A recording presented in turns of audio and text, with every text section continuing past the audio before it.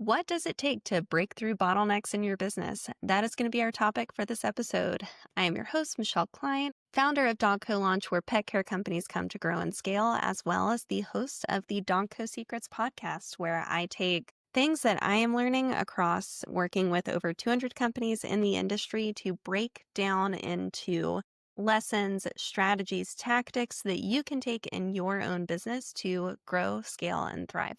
So let's get into it.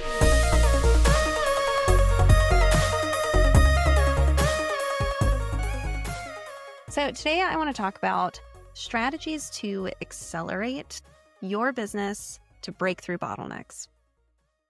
So I think oftentimes we can have this feeling of feeling very stuck in our business where it's like, I see that next level. I have goals, whether or not those are rooted in things that are incredibly tangible, or if it's like, I just have a general sense of where I would like to head, where I would like to go. And we reach these points in our business where we just feel stuck and we feel like, man, I can't seem to get there. I am here. I have a sense of where I want to go, but the pathway feels hard to navigate. It feels like we're stuck. We're spinning. We're not getting any traction. And I've had seasons like this in my business where I feel incredibly frustrated. At least that's a feeling I feel. And I think that's probably broadly shared. Like if you're an entrepreneur, you like to move forward, you like to grow things, you like to feel like you are creating impact. But when we are struggling to see the transition from where I am today compared to this vision of where I want to be, that can get really, really difficult. So I want to talk about a 3-step framework that I have for when I'm trying to navigate out of seasons like this. I actually had a season like this earlier this year with Dog Co, where I knew there were parts of the business I wanted to change. I knew there were pieces of the business that I just didn't really have clarity on what I wanted to shift it into. I just knew it wasn't quite in alignment with where I wanted the business to be. It was a very bad feeling. So, not very bad. I'm very blessed to do the work that I do, but it was a season where I was like, okay, I need some strategies to figure out next steps forward because I feel stuck and I am not a person that likes to feel stuck. So there are 3 things that I do whenever I am looking to navigate out of a season like that. The first is I try and take a step back to look at what is actually holding the business back.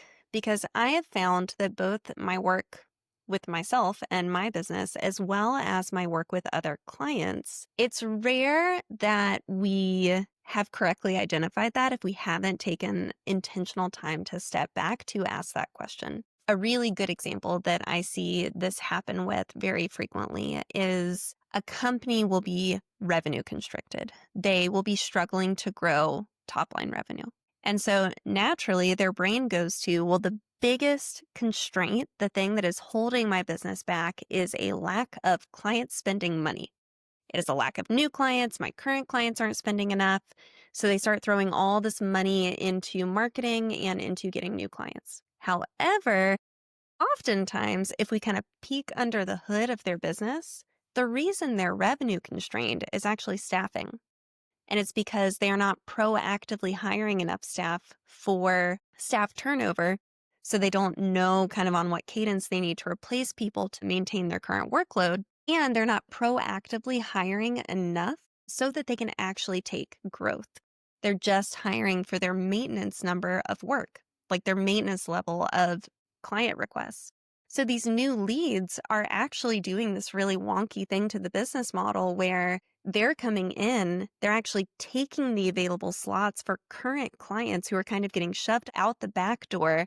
Business may not even really be aware that's happening because it's like, we're just scrambling trying to get more in the door. We're actually getting more in the door. Revenue isn't changing. That's actually a staffing problem and a hiring cadence issue, a little bit of a data problem. And so that's an example of, I think it's really important to get clear on what the real issue is.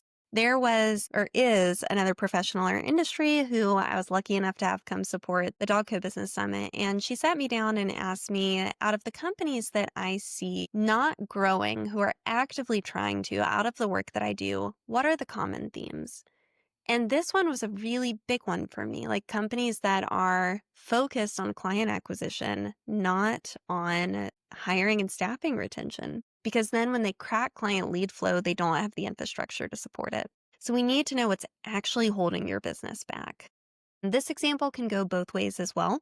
I also work with business that, not that operations and marketing are always in conflict. I don't want to present it that way, but I do feel like business owners in this business model tend to lean one way or the other.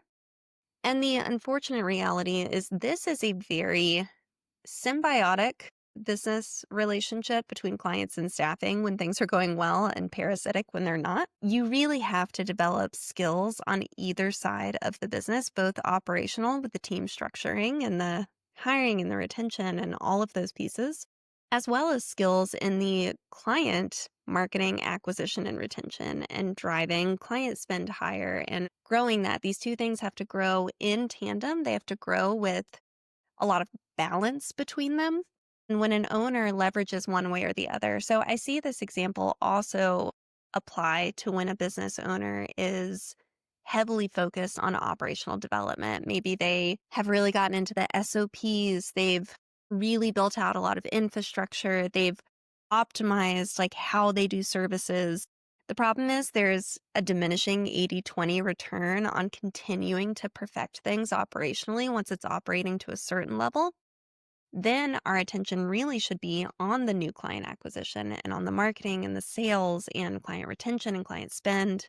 So I say all that to say you need to actually know what the bottleneck is in your business in order to accelerate, because otherwise that constraint, you're just fighting against a wall that we have to figure out how to either go around, climb over, or fully dismantle, because just running headfirst into a wall is not an effective way to get through it. It's the best metaphor I know how to use. Okay, so once we figure out the main constraint, we then want to turn our attention, or at least this is the framework I use for me, to look at what actually drives momentum.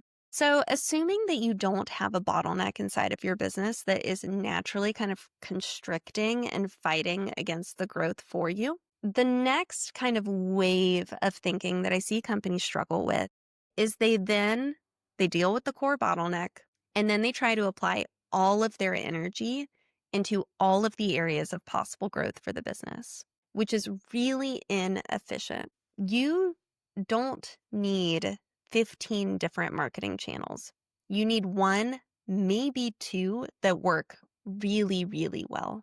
So I have been really focused on how can I simplify a lot of my marketing with Dogco to make sure it's the highest ROI place for me to put my time, effort, and energy. I was teaching a class on Facebook today to all of my mastermind students, and one thing we were discussing is Facebook and using Facebook as a place to find leads. And the reality is most businesses I work with are underutilizing Facebook by, I would estimate, about 90%. Most businesses, when they look at Facebook, they look at, okay, I have a page for my business and I can do graphics, posts, pictures, reels. I can do those things. And then they're just kind of on like a content carousel where they're just going round and round and always just like pumping out content, not getting a ton of engagement. It feels kind of frustrating. It's like, why am I even doing this? Is anybody seeing this? I know many of you are probably resonating with what I'm saying right now. But the reality is there's so many different ways we can use Facebook. We can use different Facebook groups. We can create our own group. We can do DM strategies where we're like nurturing conversations one-on-one with people. We can look at utilizing our personal social media to amplify what we're doing with the business. We can do different strategies to push our content into different avenues to partner with people to get it in front of their audiences. We can use stories in really creative ways. We can use ads in really creative ways. There's a deep dive you have to do on the creative, but once you figure it out, it's pretty cool what you can do with paid media. So there are a million different ways we can use Facebook past just posting. However, if our focus is on Facebook and LinkedIn and Instagram and TikTok and Nextdoor and Reddit and SEO, which is important. SEO is a little bit of like a outlier to what I'm talking about, but you get the idea. And a robust referral strategy and all these events in the community. You get the idea. It really diminishes the effort of focus that we're able to have. I have seen some gorgeously phenomenal businesses whose entire marketing strategy is Instagram. Maybe Instagram to like some type of automation that collects an email address. So maybe Instagram plus email marketing. I am partial to a flow like that, but it's simple. That's the point I'm trying to get at. They go deeper instead of going broader. So the point to this category is to know what's actually driving the impact. So taking the time to find the data to see where are people coming from, taking the time to figure out where your target clients are, matching that strategy, and then going all in on that strategy. Now, of course, we want to make sure that we're evaluating that. We have data and like benchmarks that we're looking for to make sure that's a continued good investment.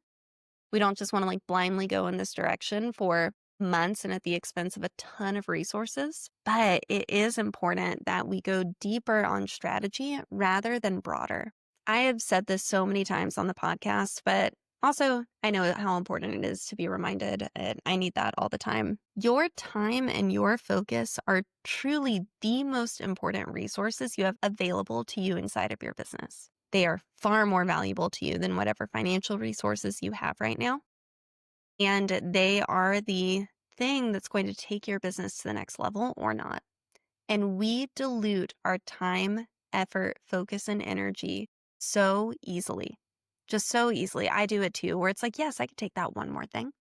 I could take this one more project. I could launch this one more campaign or whatever it is. And so the discipline of staying focused on what you actually need to do to succeed, it's so hard. And I know you guys know that. And I also know you do the little mental dance that I do where it's like, no, I could take more. Can we? Should we? That's really the question. Should we? I think the answer is normally no. I think the answer is normally, if I really looked at how I could maximize this opportunity right in front of me that I already have and to go deeper on this opportunity, there's a lot in here I haven't tapped yet. My podcast last week where I was talking about, should I expand my service area? That's a huge consideration that I want companies to keep in mind is, why would we expand if there's a lot of untapped potential with where you currently are? And I think the same thing goes to growth and to accelerating your business. If there are things in place we could do more or better, we should do that before we do new. And that's a bit of an Alex Hormozy-ism as far as the exact phrasing there, but I think that holds true. All right, so our strategy for acceleration, we have number 1, figuring out that core constraint. Number 2, figuring out what actually is driving momentum and hedging some bets there, focusing our energy, focusing our resources. And then number 3, which is my perpetual downfall and what I am just continuing to wake up every day and try and get better at, and that is getting out of our own way. So many of our innate responses to our business are driven by emotion. So many. They are driven either subconsciously by fear, anxiety, ego, maybe consciously where it's like, I don't want to quote unquote lose. What does that mean? But it's like, I feel it. I don't want to lose. I don't want to feel like I'm getting behind. I think sometimes we can be seeking numbers or seeking goals that are amazing because I love an ambitious goal. And I think it's important we stop and ask, why do I want that? What is that connected to? Is that tied to something that actually serves me? Or is the path that it's taking to get it really worth the sacrifice? And these are important questions to ask. And I know I am the scaling coach. I want to scale. I think that is a beautiful, exciting thing. I have a huge drive personally just to see like what I can build in this world. I think there's a lot of merit to that. I think that's amazing. I also think we need to make sure that the way in which we're doing it, we are in alignment with, because there is nothing worth sacrificing your well-being for. I can just tell you, I did that for years in my pet care business where I always put my health, my mental well-being on the back burner for the sake of the business, for the sake of the team, the clients, and everyone suffered, including me. Like it was not the right environment for anyone. So we want to take a look at these internal drivers that drive so many of our actions and that really affects so much of our behavior to just see how it's influencing us. And I promise you, no one's perfectly logical. I, at least, am on a journey of figuring out how to get more in alignment with myself, how to get more out of my own way because I know I have tendencies to psych myself out and to start to get imposter syndrome. I have some avoidant tendencies that I know come into play when I'm feeling insecure or I'm feeling like I'm starting to question the value of what I bring to the marketplace, where I start avoiding things I need to do and stuff I need to ship. So how can we get out of our own way? How can we get into more alignment with breaking through these bottlenecks and looking at what drives momentum in order to accelerate? If that is your goal, maybe alignment for you doesn't take you that direction. Maybe alignment for you looks like an intentional season of slowdown. There's a lot of value to that. But if you're looking for an intentional season of accelerating, I think there's a lot of value in looking at how yourself, kind of on the inside emotions journey of your business, may be either hindering or circumventing your own growth or just affecting your behavior and your decision making in ways that need to be examined if you want to move towards these goals. As always, I hope this was helpful for you, and I will see you guys in the next episode.